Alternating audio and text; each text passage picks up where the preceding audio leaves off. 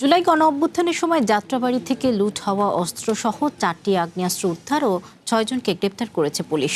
ওয়ারী এলাকার শীর্ষ সন্ত্রাসী সজল ওরফে অটো সজলের ভাই সজীব সহ 6 জনকে চট্টগ্রাম থেকে ঢাকায় আসার পথে গ্রেপ্তার করা হয়।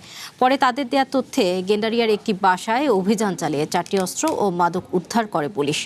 গত 2রা মার্চ মাদকদ্রব্য নিয়ন্ত্রণ অধিদপ্তরের এক পরিদর্শককে গুলি করার ঘটনা তদন্তের অংশ হিসেবে ধাপে ধাপে 3টি অভিযানে এ পর্যন্ত 9টি অস্ত্র উদ্ধার করেছে পুলিশ, যার 4টি 2024 সালের জুলাই গণঅভ্যুত্থানের সময় পুলিশের কাছ থেকে লুট হওয়া অস্ত্র।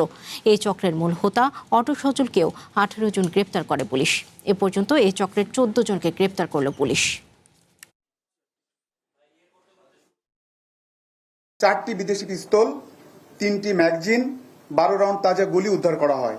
এছাড়াও আসামিদের অপরাধমূলক কাজে ব্যবহৃত একটি সাদা রঙের প্রাইভেট কার জব্দ করা হয় এবং আসামিদের ব্যবহৃত 6টি স্মার্টফোন জব্দ করা হয়। সব মিলে একই ঘটনায় আমরা এখন পর্যন্ত 9টি অস্ত্র উদ্ধার করলাম। প্রথমে 3টি, মার্চ মাসে, জুন মাসে 2টি এবং আজকে 4টি। পাশাপাশি উল্লেখযোগ্য সংখ্যক গুলি এবং ম্যাগাজিন এবং কিছু কিছু ক্ষেত্রে উল্লেখযোগ্য সংখ্যক মাদক উদ্ধার করতে সক্ষম হয়েছে। নগদ নিয়ে এলো হার নামানা হার অফার। সর্বনিম্ন 10,000 টাকা রেমিটেন্স নগদে পাঠালে থাকছে স্বর্ণের হার জেতার সুযোগ।